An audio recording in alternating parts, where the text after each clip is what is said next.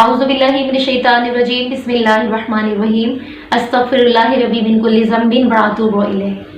امام جعفر صادق علیہ الصلوۃ والسلام کی بارگاہ میں ایک شخص آیا اور آ کر کہنے لگا کہ مولا وہ کون سی ایسی چیزیں ہیں جو ہم اپنے مرحومین کو ہدیہ کریں اور وہ ان تک پہنچ جائیں؟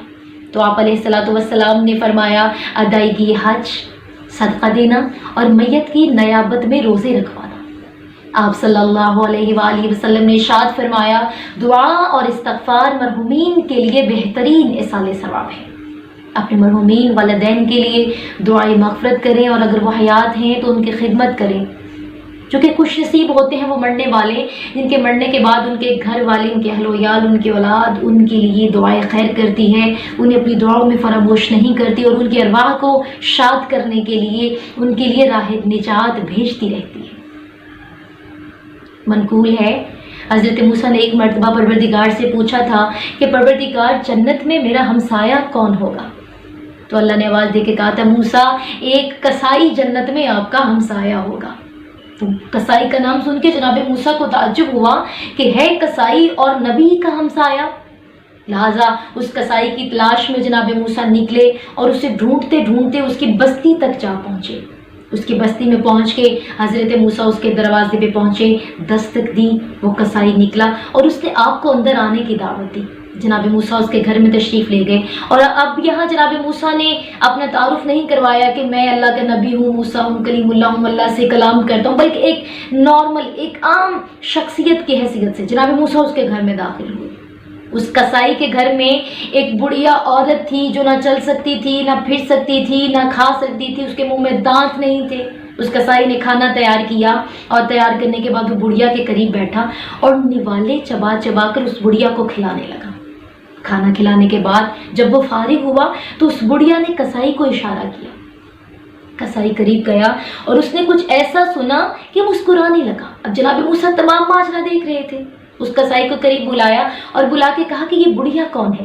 تو اس نے کہا کہ یہ میری ماں ہے، یہ نہ چل سکتی ہیں، نہ پھر سکتی ہیں، نہ کچھ کھا سکتی ہیں، میں برسوں سے ان کی ایسے ہی خدمت کر رہا ہوں۔ میں شام کو جب گھر آتا ہوں اپنے ہاتھوں سے کھانا بناتا ہوں اور انہیں کھلاتا ہوں، اور کھانا کھلانے کے بعد میری ماں مجھے ایک دعا دیتی ہے جسے سننے کے بعد میں مسکرا دیتا ہوں۔ تو جناب موسیٰ نے کہا کہ کون سی دعا؟ تو اس نے کہا کہ میری ماں مجھے دعا دیتی ہے کہ پروردگار تمہیں جنت میں موسیٰ کے ساتھ گھر عطا کرے، اور میں روزانہ اپنی ماں کی یہ دعا سن کر مسکراتا ہوں کہ کہاں موسیٰ نبی، کہاں میں گناہ گار۔ تو جناب موسیٰ نے اس کسائی کی یہ بات سن کر آواز دے کر کہا کہ تم نے اپنی ماں کی خدمت اتنی کی ہے کہ پروردگار نے تمہاری ماں کی دعا قبول فرما لی۔ سبحان اللہ، یہ ہے والدین کی خدمت کا نتیجہ۔ اور والدین کی دعائیں اس جہان میں بھی اولاد کے ساتھ ہوتی ہیں، اور اگر وہ مر جائیں تو قبر میں بھی ان کی دعائیں اولاد کے کام آتی ہیں۔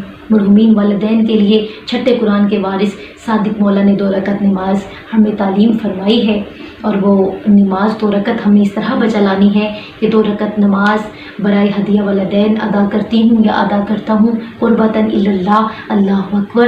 اور اس کی پہلی رکعت میں سورہ الحمد کے بعد سورہ ابراہیم کی آیت نمبر 41 کو 10 مرتبہ تلاوت کرنا ہے، ربنا اغفر لی ولوالدی وللمؤمنین یوم یقوم الحساب۔ اور دوسری رکعت میں سورہ الحمد کے بعد سورہ نوح کی آیت نمبر 28 کو 10 مرتبہ تلاوت کرنا ہے، ربنا اغفر لی ولوالدی ولمن دخل بیتی مؤمنا وللمؤمنین والمؤمنات۔ 10 مرتبہ اس کو پڑھیں، اور پھر دعائے قنوت میں 10 مرتبہ سورہ بنی اسرائیل کی آیت نمبر 24 کو رب ارحمہما کما ربیانی صغیرہ کو تلاوت فرمائیں۔